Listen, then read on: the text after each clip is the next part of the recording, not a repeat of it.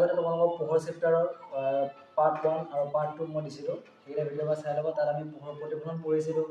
দাপোন কি সেইখিনি বস্তু পঢ়িছিলোঁ, হয়। এতিয়া আজি আমি পঢ়িম এখন দাপোনত কি কি অংশ থাকে। এতিয়া দাপোন বুলি ক'লে আমি কি বুজো, এখন অৱতল দাপোন বুজো আৰু এখন উত্তল দাপোন বুজো, হয়। এতিয়া সেই উত্তল দাপোন আৰু অৱতল দাপোনত কি কি ধৰণৰ অংশ থাকে বা কেনেকৈ তাত প্ৰতিবিম্ব গঠন হয়, আমি সেইখিনি বস্তু পঢ়িম। চ' তাৰ কাৰণে প্ৰথম আমি পঢ়ি ল'ম দাপোন এখনত কি কি অংশ থাকে, হ'ল। এতিয়া প্ৰথম আমি এখন অৱতল দাপোন আঁকিম। গতিকে সকলো ধৰণৰ ছবিত কাঠ পেঞ্চিল ইউজ কৰিবা হা। কাঠ পেঞ্চিল ল'বা, স্কেল ল'বা, জোখমতে আঁকিবা। যদি জোখমতে নলোৱা তেতিয়াহ'লে তোমালোকৰ কোনো ধৰণৰ প্ৰতিবিম্ব দাপোনত নোলায় কিন্তু হা। চ'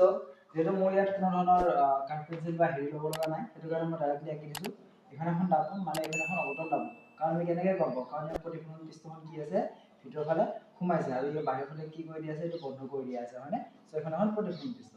এতিয়া আমাৰ দাপোনৰ অংশবিলাক হ'ল, প্ৰথম চাবা এখন দাপোনত কি আঁকিলে, ওকে চাবা এখন দাপোনত প্ৰথম কি আহে গম পাইছে না। প্ৰথম পইণ্ট আহে যে দাপোন এখনত কি থাকে, এটা বিন্দু এটা থাকে, হ'ল। সেইখনক কি বুলি কোৱা হয়, এটা প্ৰতিফলন বিন্দু বা আপতিত বিন্দু বুলি কোৱা হয়, য'ত নেকি পোহৰবিলাক গৈ পৰে বা য'ৰ পৰা আমি কি কৰা হয়, দাপোনৰ যিমানবিলাক জোখ মাখ আছে আমি সকলোবিলাক লওঁ। সেইখন সেইটো বিন্দু ক'ত অৱস্থিত, প্ৰতিফলন পৃষ্ঠত অৱস্থিত, হ'ল। এই বিন্দুটোক কোৱা হয়, এই বিন্দুটোক কোৱা হয় মেৰু, বা আমি তাক ইংলিছত লিখো কি বুলি, পি। এতিয়া আমি এক নম্বৰ বস্তুটো কি পালো, অৱতল দাপোনৰ ক্ষেত্ৰত এক নম্বৰ বস্তু কি পালো আমি, মেৰু, হ'ল। মেৰুক আমি কি বুলি কওঁ, পোল বুলি কওঁ, POLE, পোল। আৰু ইয়াক আমি লিখো কি বুলি গম পাইছানে, পি বুলি লিখো, হ'ল। এইটো হ'ল এক নম্বৰ অংশ। তাৰপাছত যেতিয়া তোমালোকে এই দাপোনখন আঁকিবা, এই দাপোনখন কি আছিলে, এটা গোলকৰ অংশ হয় নে নহয়। আমি এনেকৈ আঁকিম তাক, মানে কি কাঠ পেঞ্চিল যেতিয়া ল'বা, সেই কাঠ পেঞ্চিলে কি কৰিবা, তাক এনেকৈ আঁকিবা, এটা গোলকৰ অংশ, তাতে কি থাকিব, কেন্দ্ৰ থাকিব, হয়নে। চ' আমি সেই কেন্দ্ৰটোক আমি কি বুলি কওঁ গম পাইছানে, চি। কি বুলি লিখিম আমি, চি বুলি লিখিম। আৰু তাক আমি কওঁ, অসমীয়াত তাক আমি কওঁ ভাঁজ কেন্দ্ৰ। তাক আমি কি বুলি কওঁ, centre of curvature, CURE, curvature. আৰু ইয়াক আমি লিখো কি আখৰেৰে, চি আখৰেৰে, হ'ল। তাৰপাছত এই চি আৰু পি, এই চি আৰু পি মানে ভাঁজ কেন্দ্ৰ আৰু মেৰুৰ মাজত এটা দূৰত্ব আছে নে নাই, আছে। চ' এই দূৰত্বটোক বা এইখিনি যিখিনি দূৰত্ব আছে, এই দূৰত্বক আমি কি বুলি কওঁ, ভাঁজ ব্যাসাৰ্ধ বুলি কওঁ। মানে চাবা এতিয়া এই যিটো পইণ্ট আছে, এই পইণ্টটোলৈ হা, এতিয়া যদি আমি ইয়াৰ পৰা যদি ইয়ালৈ জোখো, হ'ব জানো, কিয় নহয়, কাৰণ এইটো বস্তু কি হৈ আছে, এনেকুৱা বেকা হৈ আছে। আমি এই পইণ্টটোলৈহে জুখিম, এই পইণ্টটো যদি জোখো, তেতিয়াহ'লে আমি যদি ইয়ালৈ যদি আলদা টানি দিওঁ, হ'ব নেকি, নহয়। কাৰণ কিয় নহয়, এইখিনি অলৰেডি কি হৈ আছে, কমি আছে, হ'ল। সেইটো কাৰণে আমি কি কৰোঁ, ডাইৰেক্টলি পইণ্ট টু পইণ্ট জোখো। মানে ইয়াৰ পৰা চি, এইটো হ'ল চি, হ'ল। সাপোজ মই বুজিবৰ কাৰণে ৰাখি দিছোঁ দেই, এইটো চি আৰু এইটো হ'ল পি, মানে হ'ল মেৰু। এতিয়া ইহঁত দুটাৰ মাজত কি আছে, এইখিনি দূৰত্ব আছে, মানে এইখিনি দূৰত্ব। এই দূৰত্বখিনিক আমি কি বুলি কওঁ জানানে, আৰ বুলি লিখো। মানে তাক আমি কি বুলি কওঁ, নাম্বাৰ 3 ভাঁজ ব্যাসাৰ্ধ। আমি তাক কি বুলি লিখিব, ভাঁজ ব্যাসাৰ্ধ। তাক আমি কি বুলি কওঁ ইংলিছত, ৰেডিয়াছ অফ কাৰ্ভেচাৰ,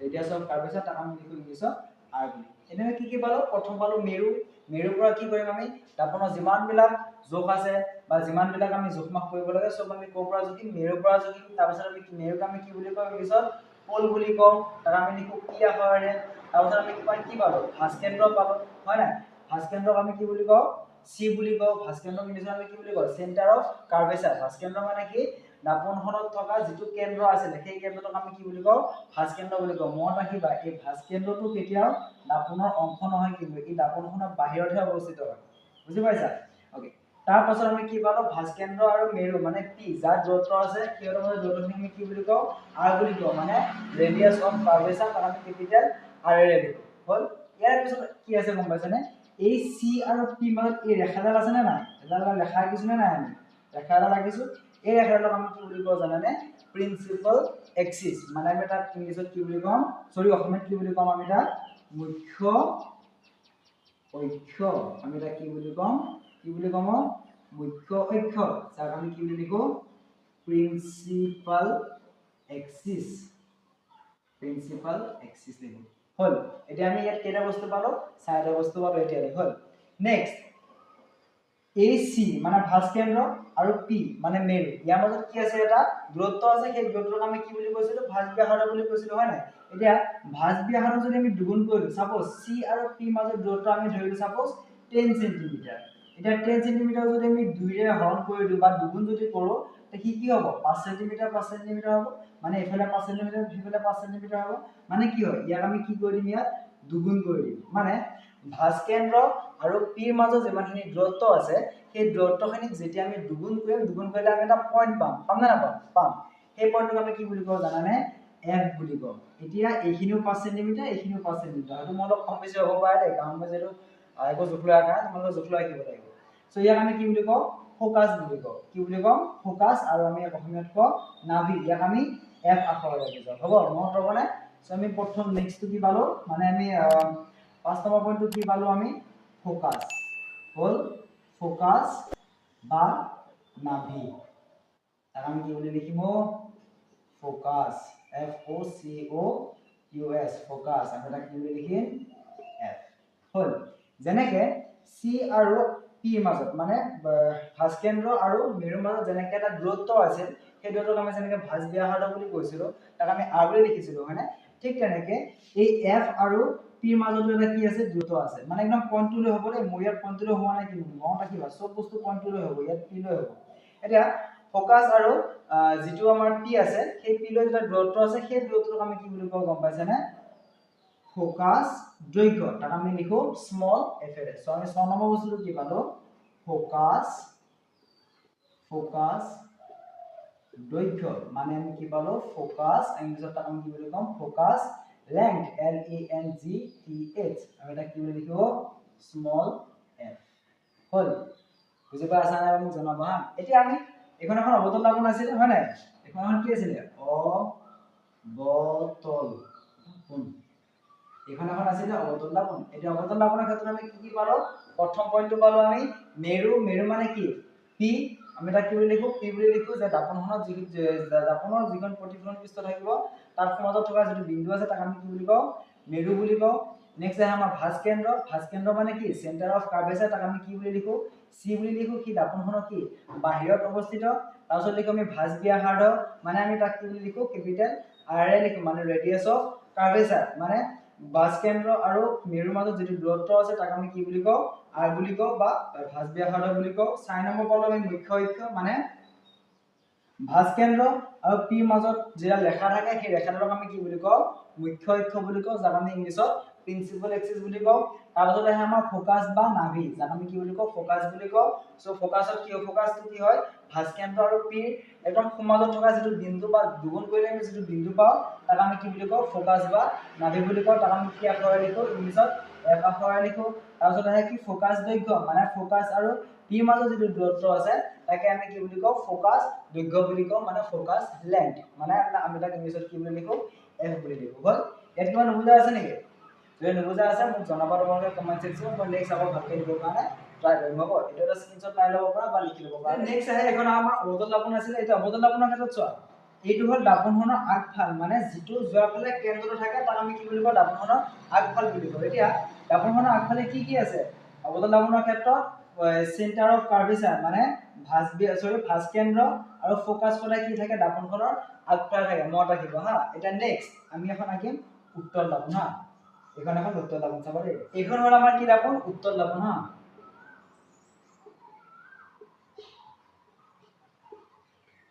এখন হল আমাৰ উত্তল দাপন এই উত্তল দাপন বুলি আমি কিয় কৈছো কাৰণ তাৰ প্ৰতিফলন পৃষ্ঠখন কি হৈ আছে বাহিৰলৈ ওলোৱা প্ৰতিফলন পৃষ্ঠ মানে কি সূৰ্যৰ পৰা যেতিয়া পোহৰ আহিব পোহৰ আহি কিনে কি কৰিব সেই প্ৰতিফলন পৃষ্ঠখনতে পৰিব এটা চাবা উত্তল দাপনৰ ক্ষেত্ৰতো ঠিক একেটাই বস্তু আমি ইয়াক কেনেকৈ আঁকিম এনেকৈ আঁকিম মানে বিন্দুটো ইয়াৰ কোনফালে হ'ব ইটো সাইডে হ'ব হয়নে নহয় মানে C যেটো আমাৰ সেন্টাৰ থাকিব বৃত্ত এটা আঁকিলে সেন্টাৰ থাকে না থাকে সেন্টাৰ থাকে মানে C টো আমাৰ কোনফালে থাকিব এইফালে থাকিব C মানে মই ক'লোৱে কি বুলি ভাঁজ কেন্দ্ৰ যাক আমি সেন্টাৰ অফ কাৰ্ভেচাৰ বুলি কওঁ তাৰপিছত এটো হ'ব P একেটা বস্তু এটো হ'ব P মানে কি মেৰু এটা সেন্টাৰ অফ কাৰ্ভেচাৰ মানে ভাঁজ কেন্দ্ৰ আৰু মেৰুৰ মাজত দূৰত্ব আছে তাৰ যদি আধা কৰিলে কি হ'ব হেতু F আছিলে মানে ফোকাস হল ফোকাস বা নাভি বুলি কওঁ এটা চাবাচোন এখন এখন উত্তল দাপন হয়নে এই উত্তল দাপনৰ বাকিখিনি বস্তু একেই ইয়াত P আৰু C মাজত দূৰত্বক আমি কি বুলি কওঁ কৰিছে ভাজ ব্যাহত বুলি কম মানে আমি এটা কিহে লিখিম আৰে লিখিম একেটাই বস্তু ফোকাস আৰু পি মাজৰ দূৰত্বখিনিক আমি কি বুলি লিখিম স্মল f বুলি লিখিম তাক আমি কি বুলি কওঁ ফোকাস দৈৰ্ঘ্য বুলি কওঁ ঠিক একেটাই বস্তু এটা চাবা মাত্ৰ ডিফাৰেন্স বেলেগ আছে এটাই ইয়াৰ ডিফাৰেন্স আছে কি জানানে অৱতল দাপনৰ ক্ষেত্ৰত সেন্টাৰ অফ কাৰ্ভেচাৰ মানে ভাঁজ কেন্দ্ৰ আৰু ফোকাস দৈৰ্ঘ্য মানে f ফোকাস আমি ফোকাস বা নাভিটো কি থাকে দাপনখনৰ আগফালে থাকে এইটো হ'ল দাপনখনৰ আগফাল কিন্তু অৱতল দাপনৰ ক্ষেত্ৰত চোৱা ফোকাস আৰু সেন্টাৰ অফ কাৰ্ভেচাৰ মানে ভাঁজ কেন্দ্ৰ কি থাকে দাপনখনৰ পিছফালে থাকে বুজি পালানে এতিয়া চোৱা এই ফোকাস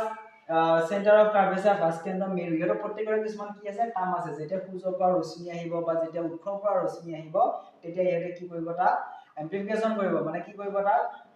পঠাই দিব প্ৰতিফলন কৰি পঠাই দিব সেই প্ৰতিফলনৰ কিছুমান কি আছে নিয়ম আছে হল সেই নিয়ম মতে তোমালোকক নেক্সট ক্লাস বুজাই এতিয়া আজি কি বুজিলা তোমালোকৰ মেৰু